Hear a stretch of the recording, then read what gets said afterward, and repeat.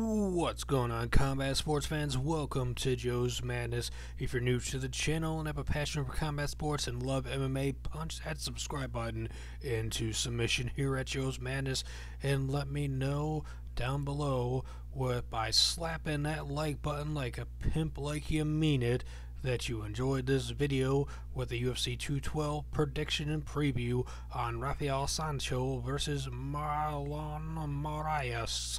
And make sure to let us know down below what you think of the video as well, and if you agree with our prediction or disagree with it, and who you're going for in this fight as well, as this one is going to be one of the fights I'm looking forward to the most actually on this event. But despite I'm hugely looking forward to that main event, the championship fight with Aldo versus Holloway, and there's a few other fights that I'm really looking forward to, but this is one of the top 3 fights I'm most looking forward to on this event, as Marlon Moraes is coming to us from the World Series of Fighting. He was the inaugural and first ever World Series of Fighting bantamweight champion there. He is on a 13-fight win streak right now. He won the title, and I believe he defended it 6 times. Maybe it was 5 times. I know he won it, and then I think he defended it 5 or 6 times. We'll get into more of that soon, but he is coming to us with 18 wins on a 13-fight win streak, with 4 losses and 1 draw.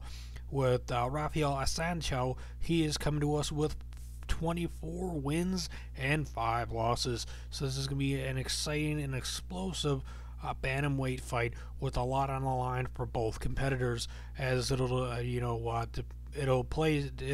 a lot to do with the whoever wins this is going to be placed up high up on the rankings. Will Raphael move up to number 2 or number 1? If Moraes wins, will he automatically jump up to number 3? Will he crack the top 10 with his first win? I believe, I'm just gonna get my prediction up there right now, because I'm about to just say it anyways. So I'm going with Marlon Moraes, the former and first ever World Series of Fighting bantamweight champion, who's now in the UFC, to win this one by the 3rd round by KO. I believe he'll be able to stop Raphael Assuncao and pick up that KO victory over him, and jump right up into the top 5, if not top 3, in the bantamweight division, as he's fighting number 3 in his UFC debut when he's a former champion. He never lost his title in World Series of Fighting.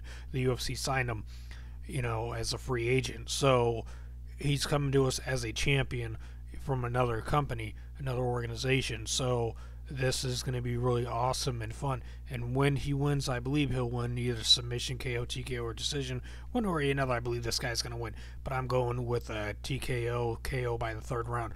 Assuncao was a very tough and game opponent. He's very hard to beat. I mean, he's got 29 fights. This is his 30th fight, and he's got 24 wins with only 5 losses.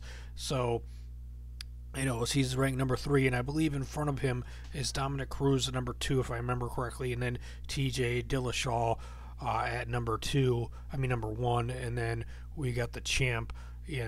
So it would be, it'd be something else, like him versus Dominic Cruz versus TJ Dillashaw, him versus the champ, so. But the champ right now is a back issue, so hopefully he'll be able to return. He won't have to retire due to his back issues, and he'll be able to defend his title someday, Cody Garbrandt, So with Raphael, he has got 5 losses, 1 loss by KO TKO, 1 by submission, 3 by decision. He says here he's got 3 wins by KO TKO, 10 by decision, and 11 decision wins and 10 submission victories. He's coming off of a win over Aljamain Sterling at UFC on Fox 23 by split decision. He lost to TJ Dillashaw at UFC 200 in a non-title match because TJ Dillashaw was not the champion then. He lost by unanimous decision to TJ Dillashaw. He defeated Brian Caraway. He defeated Pedro Munhoz. He defeated TJ Dillashaw the first time they fought at UFC Fight Night 29. Those are all decision victories. He has a submission victory via armbar over Von Lee before that, and so on and so forth. His KO loss was by Eric Couch. Diego Nunes beat him by split decision. Uriah Faber at WEC 46 beat him by rear naked choke. So he hasn't been finished since 2011 by KO. He lost by submission in 2010. Before that, he lost by he lost by decision in 2006. But he's got a plethora of submissions and so forth. For Marlon, he has got 8 wins by KO TKO, 5 by submission it says, and 5 decision wins. 2 losses by KO TKO and 2 losses via submission.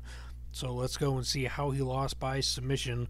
And he lost by submission back in 2011 by rear naked choke, and then in 2011 by an arm triangle choke.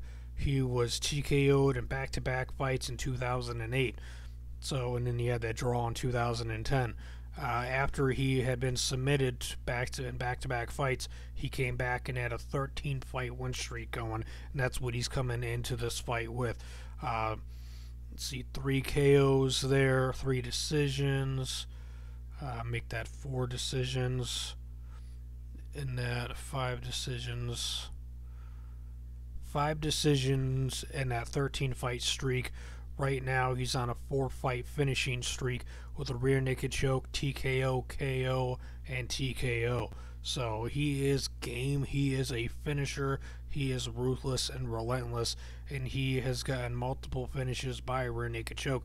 So if they get to the ground and he gets the back of Raphael, it is likely that he could end up choking him out via the rear naked choke. But I believe this one is going to stay standing up. They're going to trade and bang, and Marlon is going to end up picking this up by TKO, KO. Most likely a TKO referee stoppage, but it is possible he could end up with some kind of a walk-off walk-off knockout, but it's going to be very tough for him to do, even though he is extremely tough and strong and got the hella hands.